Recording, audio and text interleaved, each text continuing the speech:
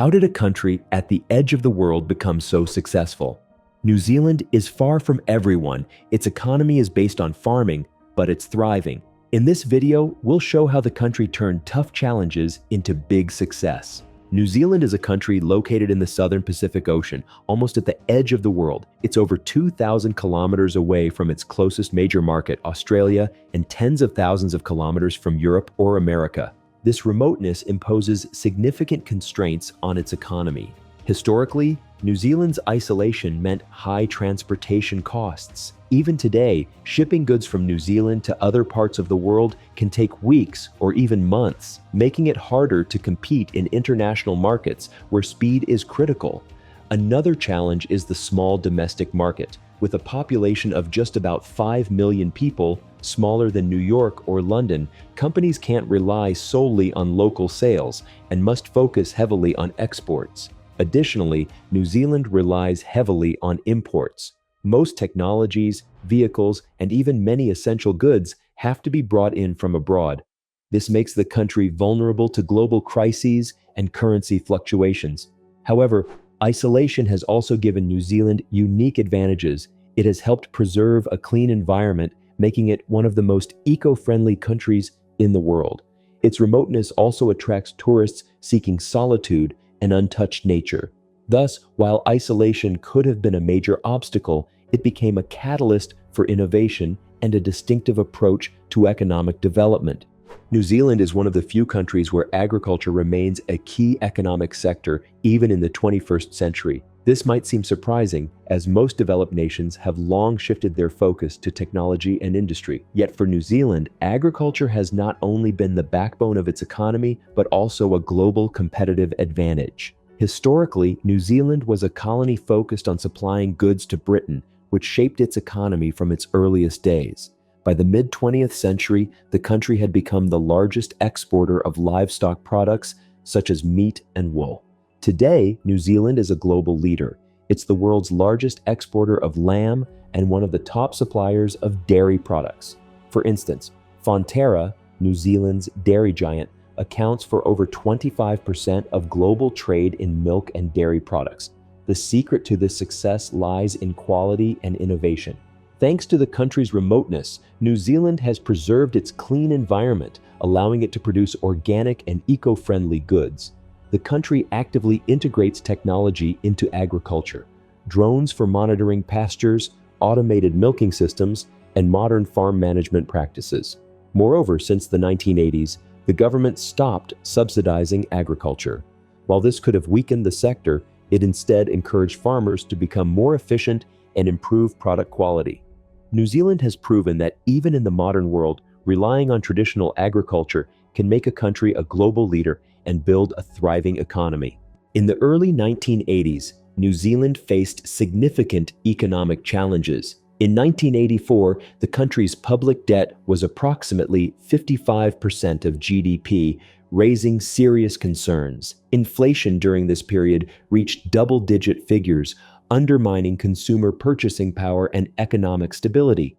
In 1984, the new government initiated radical economic reforms known as Rogernomics, named after Finance Minister Roger Douglas. One of the first steps was the abrupt reduction of agricultural subsidies, which, despite initial difficulties for farmers, enhanced the competitiveness of products in the global market in the long term. Further measures included the elimination of import tariffs, market deregulation, and the privatization of state-owned enterprises such as railways and airlines, significantly increasing their efficiency. The introduction of a floating exchange rate for the national currency allowed the economy to respond more flexibly to global changes. Although these reforms led to short-term economic hardships, including rising unemployment and declining incomes, by the late 1980s, the economy had stabilized. Public debt began to decrease, and inflation fell to single-digit levels, laying the foundation for New Zealand's subsequent economic growth and prosperity. After the 1980s reforms, New Zealand began actively diversifying its economy. While the country had previously relied heavily on agriculture, it shifted its focus to tourism, technology, and education. Tourism became a crucial economic driver. Over 3.5 million tourists visit New Zealand annually, almost 70% more than the country's population. Natural wonders like Fiordland National Park and Lake Taupo, along with cultural attractions, have turned New Zealand into a global tourist hotspot. In 2022, tourism revenue exceeded $17 billion, contributing about 6% of the country's GDP. The technology sector has also been growing rapidly. New Zealand invests in startups and innovative companies, particularly in agri-tech. For example, companies develop smart irrigation systems and automated farming technologies that are exported worldwide. International education has become another key revenue source. New Zealand's universities and colleges host thousands of students from Asia and Europe. In 2021 alone, the country earned around $5 billion from educational services, with foreign students becoming ambassadors for the New Zealand brand in their home countries. Moreover, the government actively supports entrepreneurs by offering grants and favorable conditions for business development. All these measures have made the economy more resilient and less dependent on agriculture. New Zealand is one of the few countries actively developing its trade policy to integrate into the global economy. Despite its remote location, it has signed over 15 free trade agreements with key partners, including China, Australia, and the Asia-Pacific region. One of the most significant agreements is the Comprehensive and Progressive Agreement for Trans-Pacific Partnership. This allowed New Zealand to significantly reduce tariffs on agricultural exports, strengthening its position in the global market. For instance, dairy exports to China have grown by more than 30% over the past decade. Through such agreements, New Zealand has reduced its dependence on one or two markets. While the UK used to be its main trading partner, China now accounts for about 28% of total exports. This diversification makes the country's economy more resilient to global changes. However, this strategy also carries risks. Heavy reliance on exports to China could become a vulnerability in the event of economic or political conflicts. Nonetheless, New Zealand continues to seek new markets, solidifying its presence in the Asia-Pacific region and beyond. While New Zealand is actively expanding its trade relationships, its efforts in another crucial area, sustainable development, deserve equal attention. New Zealand has long branded itself as a clean and green country. This not only improves the quality of life for its citizens, but also bolsters its reputation on the global stage. One of the key initiatives is sustainable agriculture. Farmers adopt practices that minimize chemical use and maintain soil fertility. This enables the export of eco-friendly products that are in high demand on international markets. In recent years, the country has heavily invested in environmental protection projects.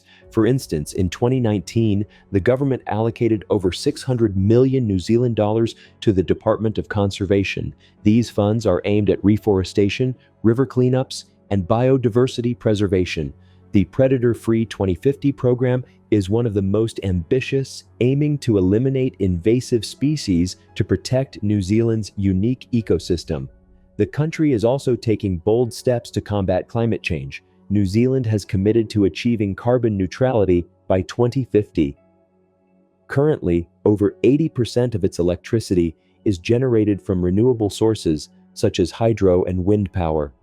These initiatives not only position New Zealand as a leader in sustainable development, but also attract tourists and investors who prioritize environmental values. New Zealand is an example of how a country can turn its disadvantages into advantages. Remoteness, small population, and dependence on agriculture have been the foundation of its unique model of success. Economic reforms, sustainable practices, and a focus on quality have made New Zealand one of the most prosperous countries in the world. Check out our other video, you're sure to love it.